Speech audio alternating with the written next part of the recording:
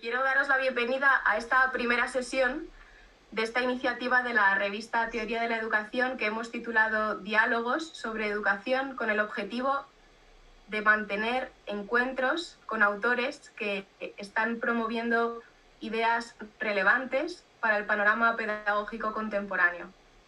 Como revista académica, nuestra finalidad no es otra que mejorar, mediante una discusión crítica fundamentada, el pensamiento pedagógico y la acción educativa, principalmente en forma de artículos, pero también hoy mediante el diálogo oral. Inaugurar esta actividad con François-Xavier Bellamy es para nosotros un verdadero honor. Como saben los asistentes, la extensión de su currículum es sorprendente a su edad. Licenciado en Filosofía por la Escuela Normal Superior de París en 2005, fue elegido vicealcalde de Versalles a la edad de 23 años en 2008 y enseñó literatura y filosofía en el Colegio Blomet de París hasta el año pasado, cuando comenzó a dedicarse intensamente a la política como diputado en el Parlamento Europeo. Sin embargo, sigue combinando su actividad política con su perfil de filósofo y profesor a través de su asociación Filia, en la cual imparte conferencias de filosofía cada lunes en París, reuniendo a centenares de personas, en su mayoría jóvenes. Hace 2 años que leímos su primera obra, publicada por Encuentro, titulada Los desheredados, ¿por qué es urgente transmitir la cultura?, y nos quedamos fascinados por el rendimiento pedagógico de sus ideas. Y nos consta que no fuimos los únicos, pues fue galardonado por este ensayo con el premio Dumont de la Academia Francesa. También nos reúne hoy aquí su segunda obra, publicada hace unos meses en castellano por la misma editorial y titulada Permanecer para escapar del tiempo del movimiento perpetuo. Ambos libros, a nuestro juicio, arrojan luz sobre 2 debates pedagógicos actuales decisivos. El primero, sobre la crisis de la transmisión, que desmantela cualquier posibilidad educativa al no tener nada que ofrecer a los recién llegados. Y el segundo, sobre la fiebre de la innovación, que desvirtúa el sentido de conservación que tiene la educación. No podemos comenzar esta actividad sin reconocer públicamente que si se ha hecho posible este encuentro es gracias a la disponibilidad de varias personas. En primer lugar, del autor, que respondió hace un par de meses a un correo electrónico con entusiasmo por hacer un hueco en su apretada agenda para dialogar con académicos y profesionales del mundo de la educación. En segundo lugar, gracias a Jean Duchafort, colaborador de François-Xavier Bellamy, que a título personal y con carácter altruista ha querido participar en esta actividad, dedicando muy amablemente su tiempo a la organización y traduciendo ahora simultáneamente al ponente nuestras intervenciones y preguntas. Asimismo, si esta tarde es posible no perder la riqueza y los matices del lenguaje, es gracias a la profesora de la Universidad Autónoma de Madrid, Bianca Toillier, que traducirá simultáneamente al castellano las intervenciones del ponente con el reto que ello supone para alguien que no es profesional. Terminando ya la presentación, recuerdo a los asistentes que tienen a su disposición los canales de español y francés en los botones inferiores derecho de sus pantallas, que pueden formular por el chat todas las preguntas que deseen mientras va interviniendo el ponente y que después yo iré dando paso y pueden, si lo desean, explicitar en el chat si quieren intervenir con cámara y con audio o si prefieren escribir su pregunta y que yo la lea al ponente. Más, agradecer la presencia virtual de Bellamy. Damos paso a su intervención de unos 20 minutos, que irá sucedido del debate al hilo de sus preguntas. François-Xavier Bellamy, gracias por estar hoy con nosotros y tiene la palabra.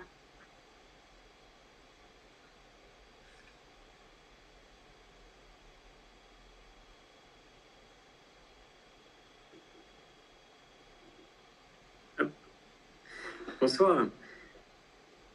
Très heureux de pouvoir partager cette soirée avec vous, ce moment d'échange, malgré la distance.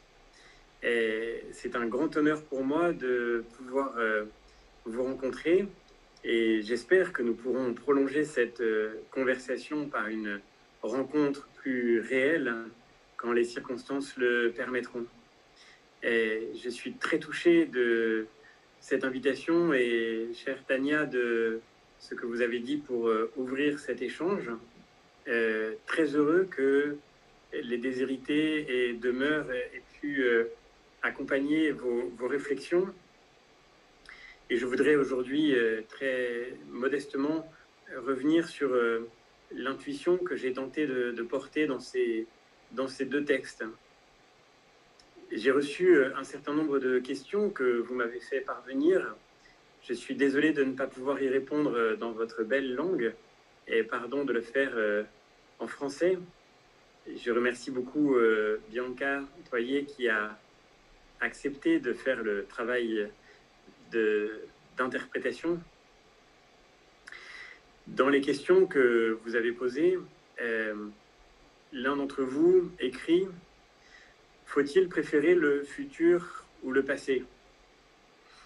Il me semble que le travail que j'ai tenté de faire dans Les Déshérités comme dans Demeure consiste à montrer que, contrairement à ce que la modernité voudrait, ces deux dimensions de l'existence ne peuvent pas être opposées. Dans Les Déshérités, je cherchais à comprendre pourquoi toute ma formation d'enseignant, j'avais entendu dire qu'il ne fallait pas transmettre un héritage, qu'il fallait laisser les élèves inventer leur propre avenir, comme si, au fond, écrire notre destin futur, c'était nécessairement se débarrasser de notre passé. En réalité, je crois exactement l'inverse. Lorsque je parle en ce moment, lorsque nous parlons, lorsque nous pensons aussi, nous le faisons en utilisant des mots qui nous viennent parfois de l'histoire la plus ancienne. Les premiers mots que nous avons appris à prononcer, le mot de papa ou de maman, qui sont communs à nos deux langues presque, ont des racines qui remontent jusqu'à l'indo-européen. Et ces mots ont donc plusieurs milliers d'années d'histoire. Lorsque nous avons appris à parler avec ces mots, lorsque nous avons appris à penser avec ces mots, nous n'avons pas été empêchés d'inventer notre propre liberté.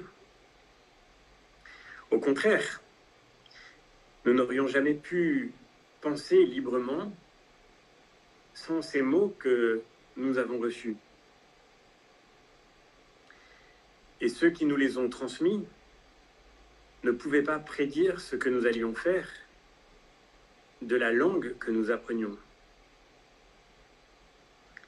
Avec ces mots, nous pouvons faire le bien et nous pouvons faire le mal. Nous sommes ouverts par eux au vertige de la liberté.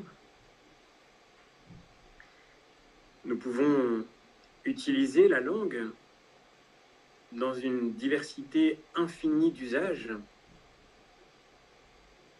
Et le miracle de la liberté, le miracle de l'éducation, c'est qu'une liberté nouvelle naît parce qu'elle est alimentée, nourrie, fécondée par cet héritage du passé. Il n'y a pas d'avenir pour nous, pas de nouveauté, pas d'innovation, pas de véritable changement, pas de liberté,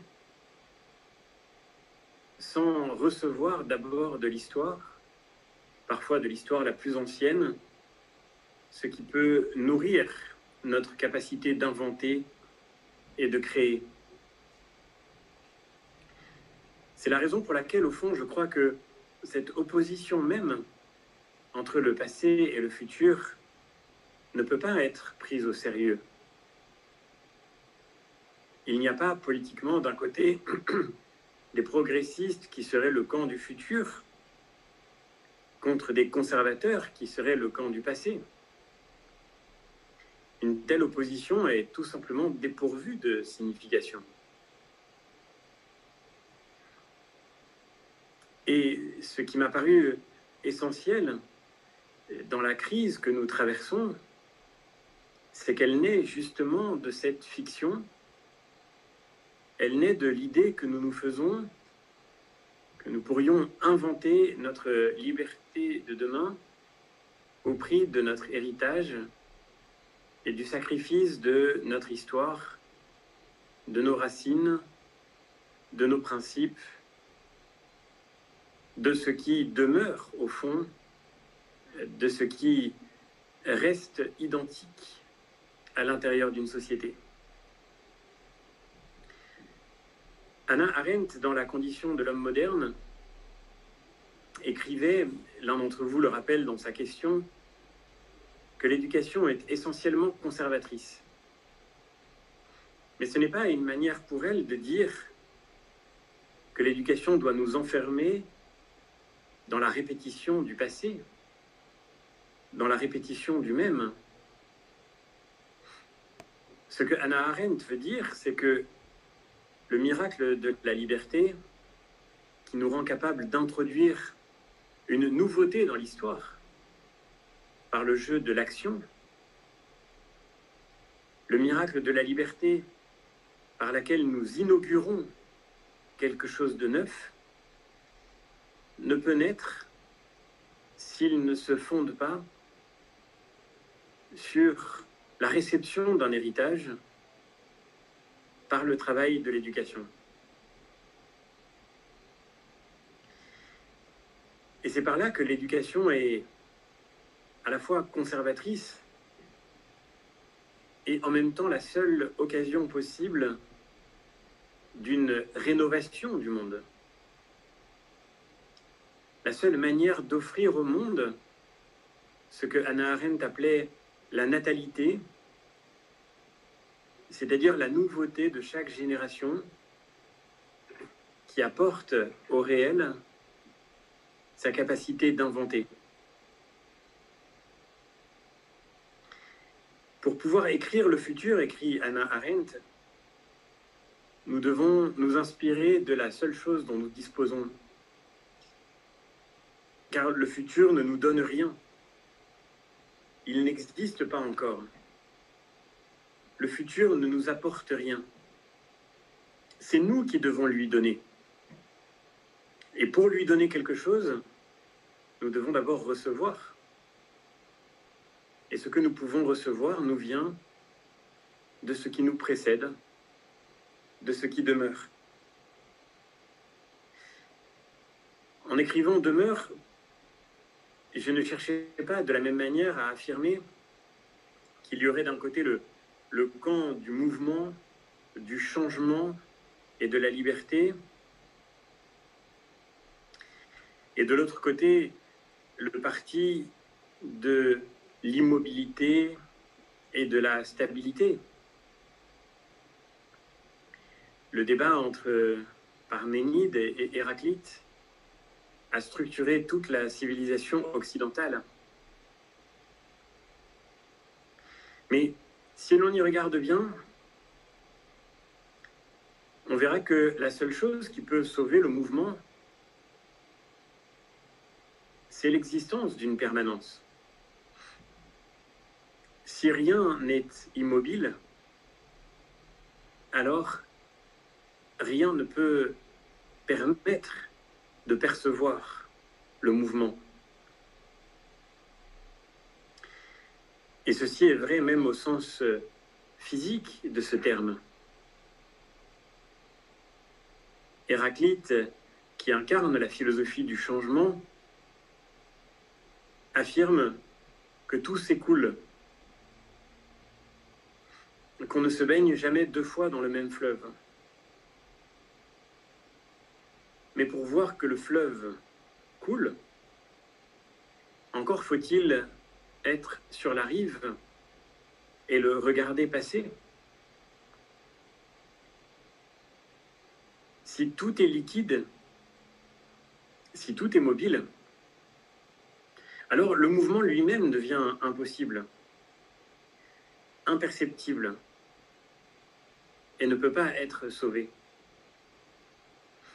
Il ne peut y avoir de progrès que si le progrès est orienté vers un point fixe et stable qui lui donne sa signification. Quand nous nous engageons sur le terrain politique, nous ne devrions pas chercher seulement à être au goût du jour, à être à la mode, à suivre la tendance du moment. Ce qui donne sens à l'effort politique pour le progrès, c'est la recherche d'un idéal qui ne varie pas avec le temps. C'est la recherche du bien, de la justice, et cela, pour le coup, est une recherche éternelle. Et nous pouvons progresser si les changements de notre époque nous rapprochent de ces objectifs. Ce n'est pas parce qu'une chose est nouvelle qu'elle est nécessairement meilleure. Ainsi, dans les questions que vous posiez et sur lesquelles nous pouvons revenir maintenant, je crois qu'il y a un appel à dépasser les contradictions qui nous piègent trop souvent, aussi bien dans le travail pédagogique que dans l'engagement politique. Et ces deux terrains font écho à l'expérience que je vis.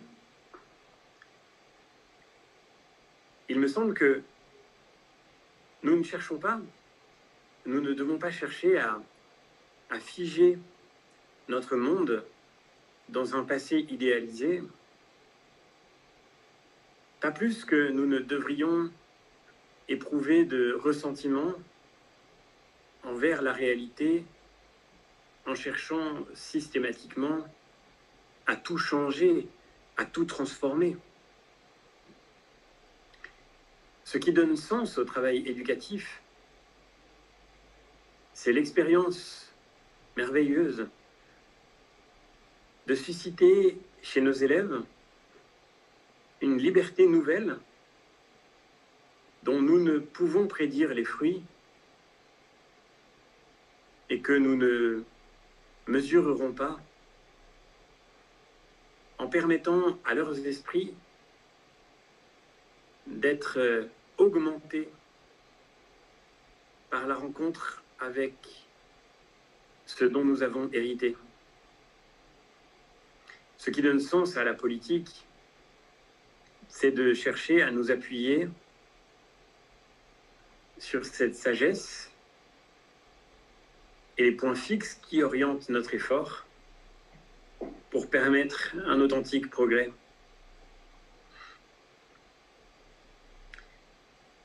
Voilà ce dépassement, au fond, que vos questions suggèrent et que j'ai tenté d'explorer dans ces deux ouvrages. Et je suis très heureux ce soir d'avoir la chance et le privilège de pouvoir évoquer avec vous ces questions que je crois cruciales pour dépasser la crise de la modernité que nous vivons et que nous traversons aujourd'hui ensemble, au-delà de la frontière entre nos deux pays, dans le destin commun de la civilisation européenne.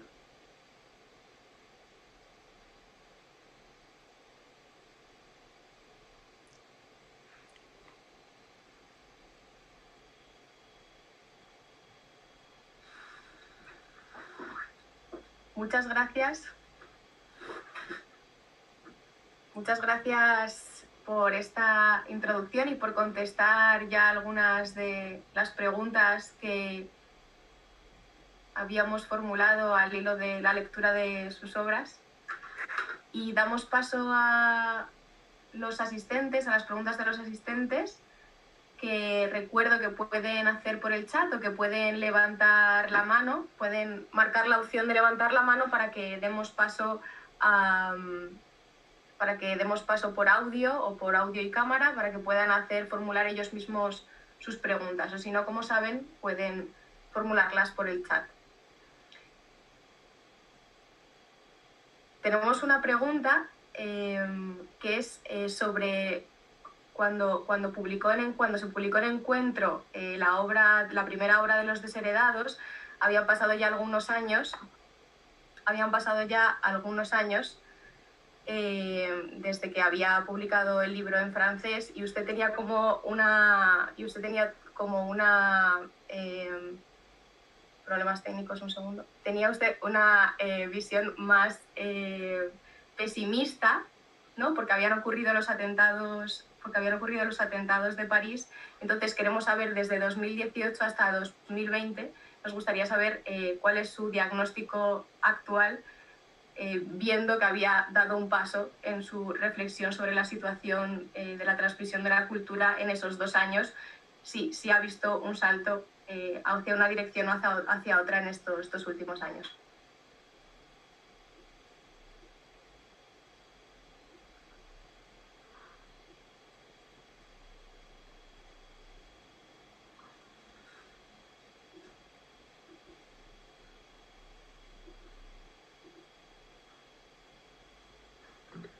Voilà, pardon. Je ne sais pas si je suis pessimiste. Oui, j'ai tenté de porter un regard aussi lucide que possible sur la situation que nous vivons. Et j'étais très touché, très marqué lorsque je suis venu présenter le livre en Espagne il y a quelques années, de découvrir que le sentiment que j'éprouvais comme professeur était partagé par d'autres professeurs à Madrid et en Espagne, d'autres jeunes collègues avec lesquels je partageais mon expérience, qui vivaient le même sentiment. Mais je ne suis pas pessimiste. Au fond, un grand écrivain français, Georges Bernanos, très proche de l'Espagne, écrivait que l'optimisme et le pessimisme sont les deux faces d'une même erreur. Que l'optimiste est un imbécile heureux et le pessimiste est un imbécile malheureux.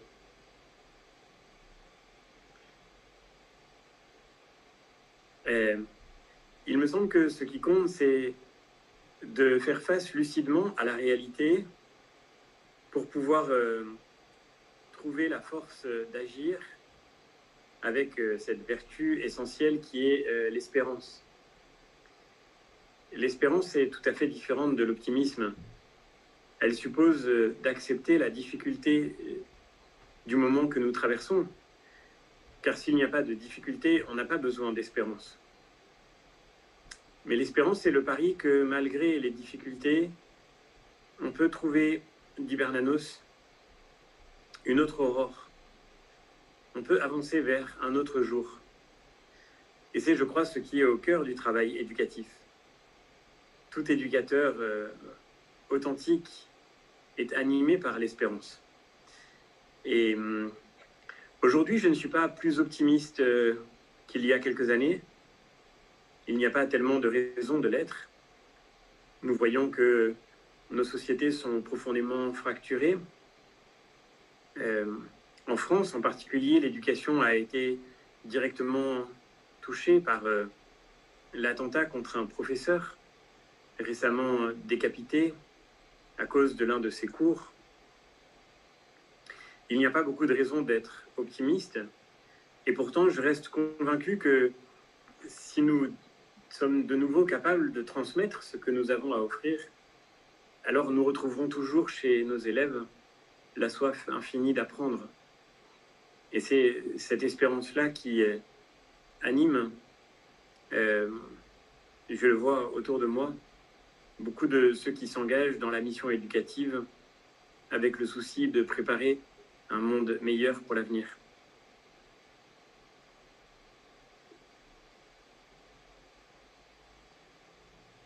Muchas gracias. Vamos a dar paso a una de las espectadoras que quiere tomar la palabra para formular su pregunta, Catalina Martín Lloris.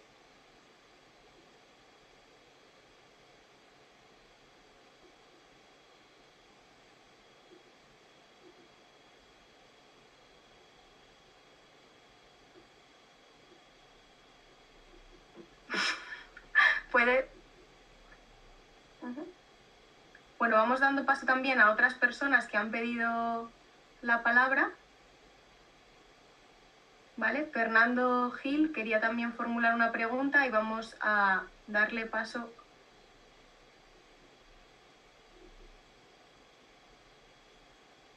Sí. Sí, se te oye. Bien. Buenas tardes. Gracias, Tania.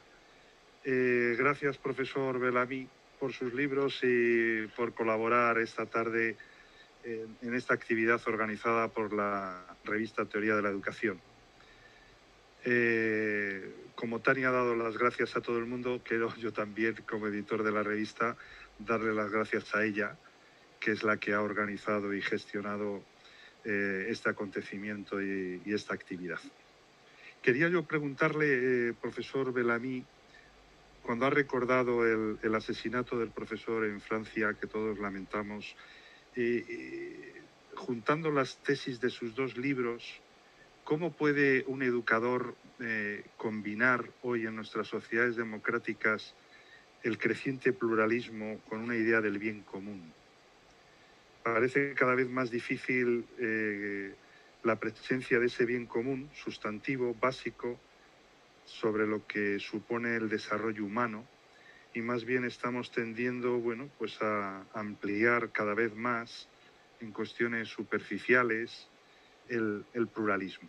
Entonces, ¿cómo combinar estas dos situaciones para que podamos hablar, y deberíamos hablar los educadores, de cuestiones importantes sobre el desarrollo humano? Nada más. Muchas gracias.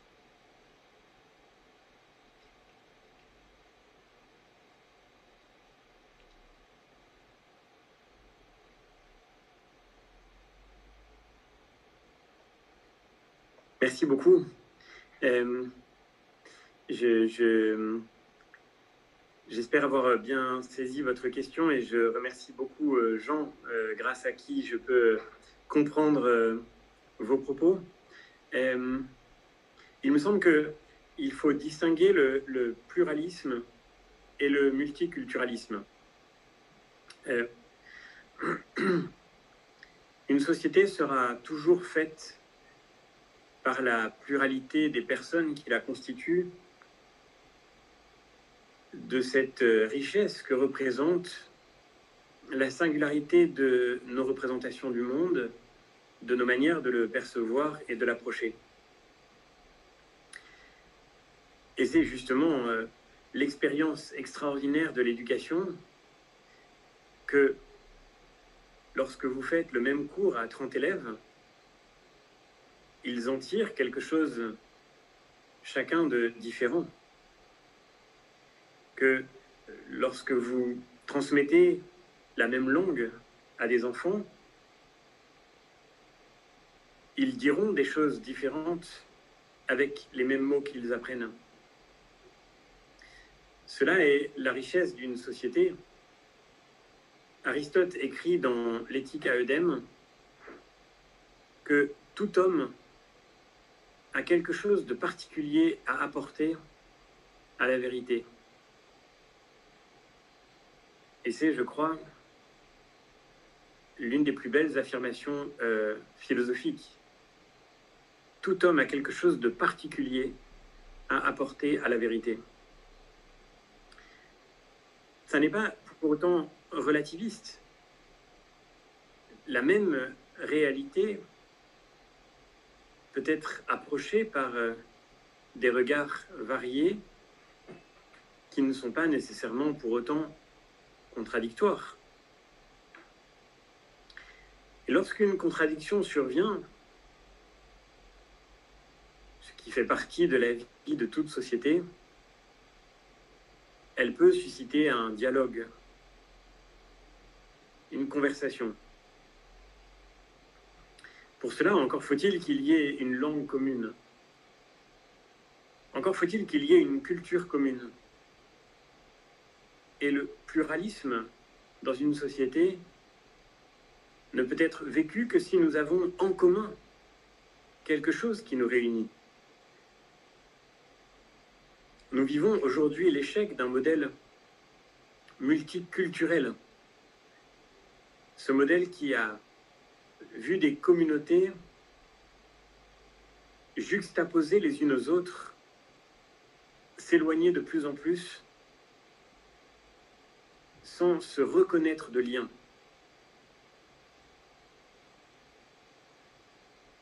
Le travail de l'éducation a justement ceci de décisif, que, en même temps qu'il fait grandir la liberté intérieure de ceux qui apprennent, il suscite aussi la conscience de ce lien commun. Nous ne voulons pas d'une autorité qui viendrait uniformiser, qui condamnerait à répéter un même moule, à s'enfermer dans un modèle unique. Mais nous savons que par la transmission d'un héritage,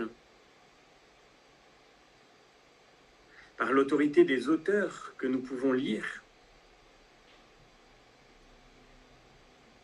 nous découvrons ce qui nourrit notre liberté, en même temps que se fonde en nous le sens de ce lien commun. C'est la raison pour laquelle je crois que le modèle du multiculturalisme que l'on a voulu imposer à nos sociétés ne peut pas avoir d'avenir. Il y a évidemment une place dans nos pays, dans nos sociétés, dans nos cultures, pour la liberté, pour la singularité de chaque personne avec son histoire, avec ses talents et sa sensibilité. Mais ce qui vient faire de cette singularité un enrichissement, c'est la possibilité du dialogue qui vient d'une culture commune.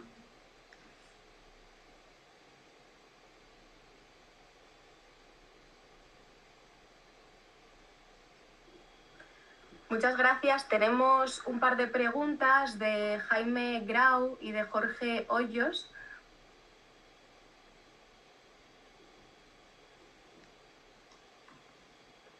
Vale. Decía que teníamos un par de preguntas de Jaime Grau y de Jorge Hoyos que tienen que ver porque hablan de la situación pandémica actual y cómo esta afecta a la educación, y creo que la relata bien el profesor Jorge, que paso a leer su pregunta. Soy profesor de secundaria en una escuela estatal de Colombia. En este ámbito es cada vez más recurrente y a veces totalizante el discurso de formar a los chicos en competencias y habilidades. Además, en este contexto de pandemia, parece que la salida es la innovación educativa con nuevos modelos pedagógicos y herramientas tecnológicas. ¿De qué manera podemos afrontar estos retos y a la vez podemos transmitir la rica tradición filosófica, literaria y humanista?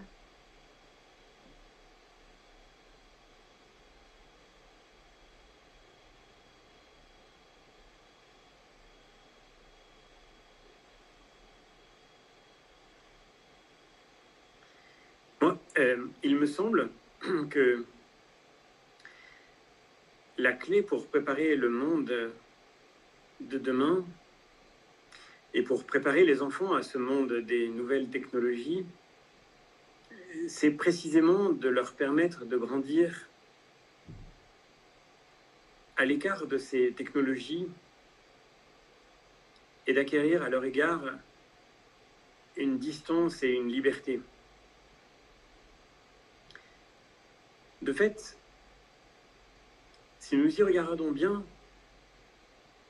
ceux qui ont inventé les nouvelles technologies n'avaient pas appris à l'école le code informatique ou les fondamentaux de l'industrie numérique. Ceux qui ont inventé Google ou Apple n'avaient pas été d'abord éduqués à ces techniques contemporaines. En revanche, ils avaient fait des mathématiques, ils avaient appris dans les mathématiques des savoirs vieux de plusieurs milliers d'années, et ils en ont tiré une capacité intellectuelle pour inventer quelque chose de nouveau. De même, quand Steve Jobs a développé Apple, il a toujours raconté que le sens du design, du graphisme si propre à ses produits, lui était venu de l'apprentissage de la calligraphie chinoise, un art vieux de 6000 ans. Ce serait une erreur de croire que pour que nos élèves soient compétitifs demain dans le monde du digital, il faut leur apprendre le code informatique à l'école. Il aura changé 10 fois avant qu'ils deviennent des salariés sur le marché du travail. En revanche, nous devons structurer en eux l'esprit logique, la capacité d'analyse. Nous devons construire dans leurs esprits une capacité de réflexion qui demain les rendra imaginatifs et créatifs, y compris dans le domaine des nouvelles technologies. Nous le savons bien, les enfants n'ont pas besoin qu'on leur apprenne à se servir d'un smartphone. Et d'ailleurs, les smartphones sont livrés sans mode d'emploi. Il n'y a pas besoin de compétences particulières. Et c'est une expérience universelle aujourd'hui quand les adultes prétendent apprendre aux enfants à utiliser un smartphone ou un ordinateur. Ils se rendent compte que c'est souvent les enfants qui en savent déjà plus qu'eux. Le propre de la révolution digitale, c'est que ce sont souvent les plus jeunes qui apprennent aux plus vieux. Ce qui est tout à fait inédit dans l'histoire de la technique. Les enfants n'ont pas besoin qu'on leur apprenne à se servir d'un smartphone, ils sont spontanément attirés vers l'univers du digital. En revanche, le monde dans lequel nous vivons est celui dans lequel ils ont plus besoin que jamais que l'école leur permette de rencontrer cet objet décisif pour faire naître la liberté et qui s'appelle le livre.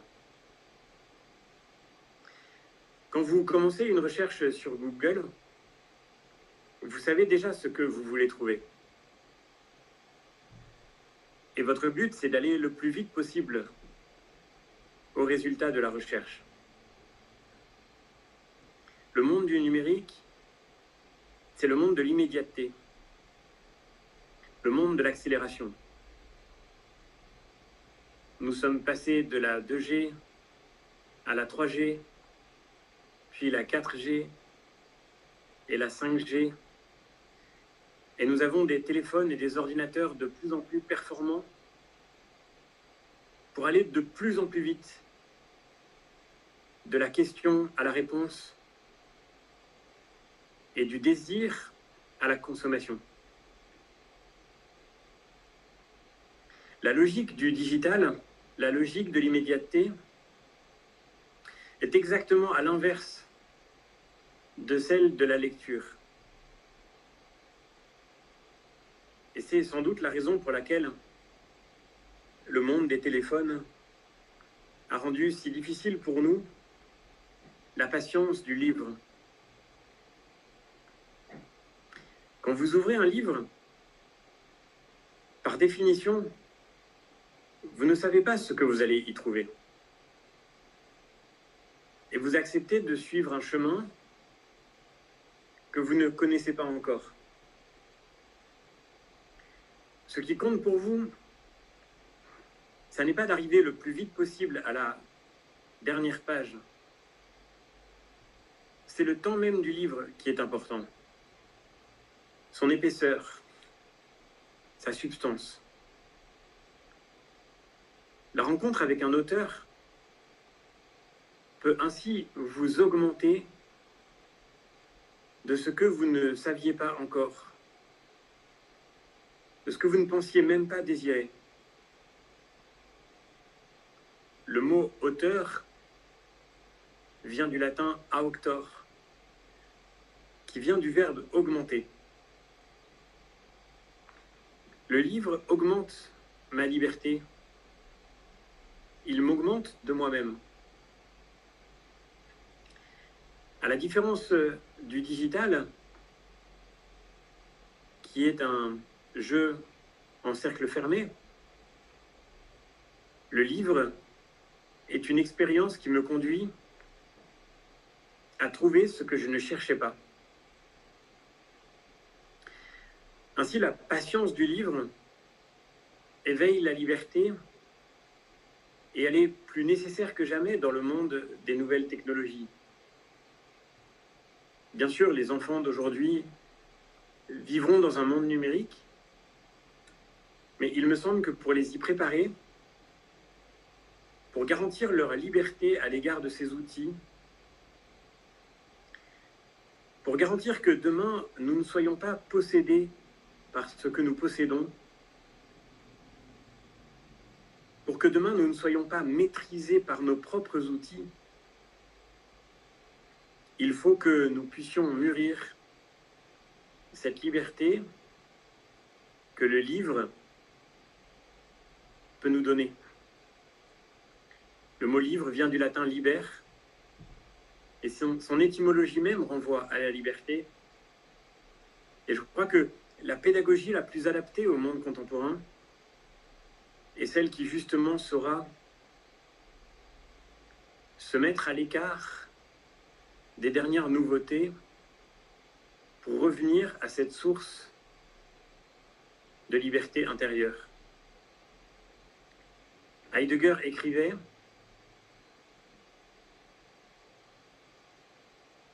ceux qui ne savent pas vieillir ennuient toujours les jeunes avec les dernières nouveautés. Ceux qui savent devenir vieux ramènent les jeunes à l'essentiel. Et je crois que c'est une bonne devise pour la pédagogie d'aujourd'hui.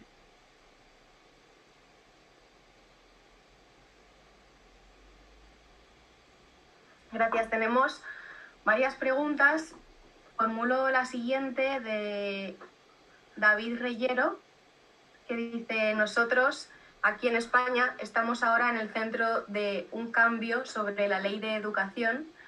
Usted ha sido educado en escuelas privadas católicas y tiene un discurso denso sobre la realidad de raíz claramente católica. ¿Cree que es posible transmitir este tipo de discursos en las escuelas públicas?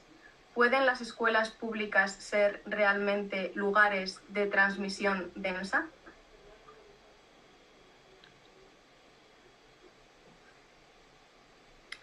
Merci beaucoup. Moi, je suis professeur dans l'enseignement public. J'ai enseigné pendant plus de 10 ans. Et il me semble que la liberté d'enseignement est bien sûr fondamentale en démocratie. Je suis moi-même un ancien élève de l'enseignement privé, en effet. Je crois que la liberté d'enseigner doit être absolument défendue. Mais je crois aussi que, comme professeur, nous devons nous soucier de tous les élèves et pouvoir accompagner des enfants, quel que soit le lieu où ils étudient. Il me semble que, bien sûr, si je puis me permettre de le dire de cette manière, bien que je ne sois que professeur de philosophie, il me semble que la crise que nous vivons aujourd'hui a de manière indéniable une dimension spirituelle. Ce n'est pas seulement une crise de la pédagogie. Charles Péguy écrivait dans L'Argent qu'une société qui ne sait pas enseigner, c'est une société qui ne sait pas s'enseigner elle-même. Les crises de l'enseignement, écrivait-il, sont des crises de la vie. Les crises de l'enseignement sont des crises de la vie. La crise éducative actuelle, dans mon pays en particulier, n'est pas seulement un problème technique, pédagogique ou social. C'est une crise de la vie et c'est une crise spirituelle. Mais nous devons pouvoir tenter d'y répondre dans tous les lieux où se mène un travail éducatif. Et l'enseignement public, bien sûr, en fait partie, tout comme l'enseignement privé. Il me semble qu'il serait trop triste d'écarter de notre préoccupation toute une partie de l'enseignement, alors que s'il vit déjà un travail de transmission, lorsque la flamme de l'attachement à cet effort éducatif est encore vivante et alimentée.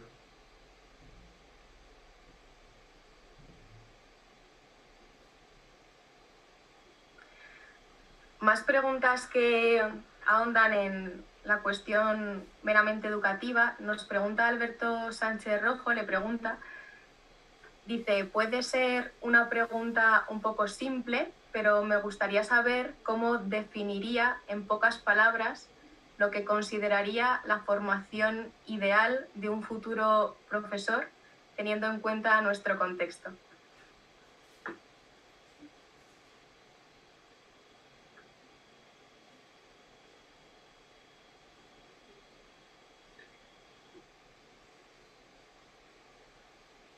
Alberto, ce n'est pas du tout une question simple.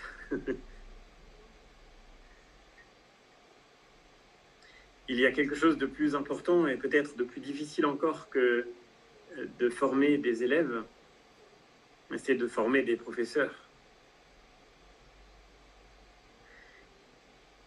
Et je ne prétends pas pouvoir vous donner une méthode,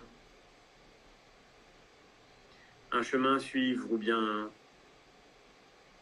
une sorte de mode d'emploi. Mais je dirais très simplement que le meilleur moyen de chercher à être un bon professeur, c'est de rester toute sa vie un élève. C'est de continuer à apprendre, de continuer à découvrir, de maintenir vivante sa curiosité et de garder en soi ce qui est sans doute le plus essentiel pour un professeur, la capacité d'émerveillement. Si nos élèves nous écoutent, si nous leur demandons le silence, ce n'est pas parce que nous sommes des génies et que nous sommes plus intelligents, mais c'est parce que nous sommes tellement émerveillés de ce que nous avons appris que nous voulons le partager avec eux et qu'ils puissent l'entendre à leur tour. Et de ce point de vue, le meilleur professeur est sans aucun doute celui qui est encore suffisamment animé par la recherche de la vérité, qu'il continue toujours d'apprendre. Et ce n'est pas un exercice facile, parce que le travail de l'enseignement est un effort exigeant, souvent aride, et qu'il est tellement facile de se mettre à se répéter, à redire toujours ce que l'on sait déjà, tellement difficile de se remettre en chemin, tellement exigeant de ne pas se contenter de ce que l'on a déjà fait, de ce que l'on sait déjà. Au fond, le principe fondamental de la philosophie, qui est celui de reconnaître que la vérité est toujours au-delà de ce que nous pouvons en dire, et que la recherche restera le chemin de l'existence, est aussi sans aucun doute le meilleur moyen de continuer de se former, non pour être un jour le professeur parfait et parfaitement achevé, mais pour chercher toujours à devenir le meilleur enseignant possible, en restant toujours un élève et en se laissant élever par ce que l'on continue d'apprendre.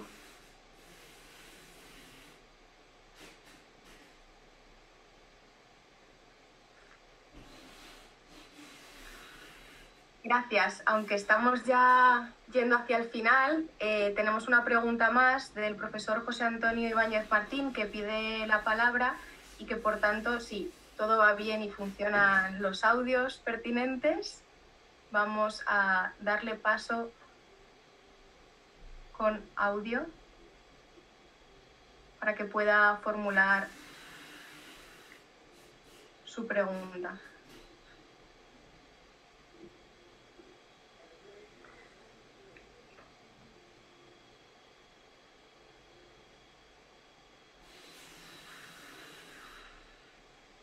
¿Se me escucha ahora?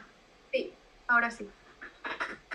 Merci bien, professeur, par votre idée, par votre livre et par votre présence. Me ha parecido muy interesante el programa d'Humanité, Littérature et Philosophie de Premier Général que se aprobó por el gobierno de Macron hace un año. Me gustaría saber cuál es su opinión, cómo ha sido recibido por los profesores ese programa, cómo ha sido recibido por los alumnos y qué piensa usted sobre su eficacia y sobre su éxito.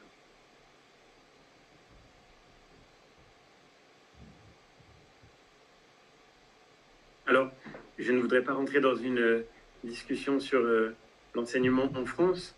Je crois que la dernière réforme me paraît regrettable parce qu'elle continue de diminuer le nombre d'heures d'enseignement dans les matières consacrées à la culture générale et aux humanités. La France avait jusque-là un système scolaire spécifique à 3 filières dans l'enseignement général, ainsi que l'enseignement technologique et l'enseignement professionnel. Et au lieu de ces filières qui assuraient une cohérence et un enseignement complet, on voit aujourd'hui se multiplier un lycée fait d'options à la carte qui manque l'unité de cet enseignement général. Je crois que nous cédons à une forme de fascination pour le modèle anglo-saxon, qui est celui de la spécialisation. Le modèle de la spécialisation précoce, qui consiste à renoncer à l'idée continentale de la culture générale. Blaise Pascal, le philosophe Blaise Pascal écrivait « Il est beaucoup plus beau de savoir un peu sur tout que de savoir tout sur une chose ». Et derrière les évolutions pédagogiques, il me semble que nous renonçons à cette idée et que nous préférons un modèle anglo-saxon, américain, orienté vers la compétition économique pour faire des élèves qui soient très performants dans un domaine. Et je crois que nous perdrons beaucoup, malheureusement, sur le plan de l'accomplissement humain, intellectuel, spirituel, que permettait l'enracinement dans cette culture générale. C'est un sujet préoccupant parce que, je terminerai par là, une société peut faire beaucoup d'erreurs qui sont réversibles. Si vous avez été trop laxiste en matière de sécurité, un jour vous pouvez remettre des policiers dans les rues et remettre de l'ordre. Si vous avez dépensé trop d'argent public, eh bien un jour vous pouvez faire des économies et rétablir les comptes. Mais si vous avez manqué le travail de l'enseignement, alors il y a des savoirs qui ne se sont pas transmis. Et qui pourra les enseigner ? L'enseignement est sans doute le seul domaine dans lequel nous pouvons faire des erreurs définitives. Si nous avons arrêté de transmettre certains savoirs, par exemple en France, le latin et le grec, ces langues anciennes, qui sont si fondamentales pour nous permettre de comprendre le monde et notre propre vie intérieure. Si nous avons arrêté de les transmettre, qui pourra témoigner qu'elles sont fécondes pour l'esprit? Avec les trésors que nous ne transmettons pas, nous perdons jusqu'à la conscience qu'ils sont des trésors.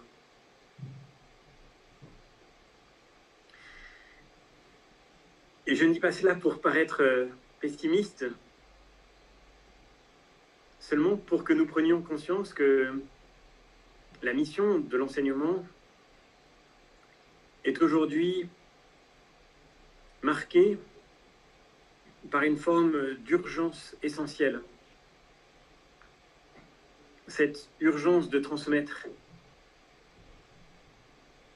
qui est, je crois, le plus grand défi politique d'aujourd'hui. Alors, je voudrais dire de tout cœur à tous ceux qui parmi vous enseignent, tous ceux qui contribuent à cette magnifique mission de l'enseignement, que j'ai quittée pour quelques années au Parlement européen, et à laquelle j'espère revenir bientôt. Je voudrais dire à tous ceux qui partagent cette belle mission de l'enseignement ma très profonde reconnaissance pour le travail essentiel que vous faites pour faire naître chez les enfants que vous accompagnez toute la liberté et la créativité dont le monde de demain a besoin. Merci encore. Et merci infiniment à Tania Alonso pour cet échange et l'occasion de cette rencontre. Merci à Bianca et merci à Jean pour l'interprétation. Et j'espère vous revoir bientôt en Espagne. Gracias a ti, François Xavier. Estamos muy agradecidos. Es una pena realmente que esto tenga que acabar, pero nos emplazamos a un encuentro presencial cuando las circunstancias lo permitan y sobre todo esperamos con muchas ganas la lectura del siguiente libro, que esperamos ver pronto y que seguiremos leyendo porque es lo más revolucionario que podemos hacer, según hemos visto en esta hora que hemos estado aquí juntos. Recordamos que esta actividad ha quedado grabada para su posterior visionado en la página de la Revista de Teoría de la Educación, y agradecer a todos los participantes y asistentes sus preguntas y en la próxima ocasión esperemos que todas ellas puedan ser contestadas. Gracias de corazón a cada uno. Buenas tardes.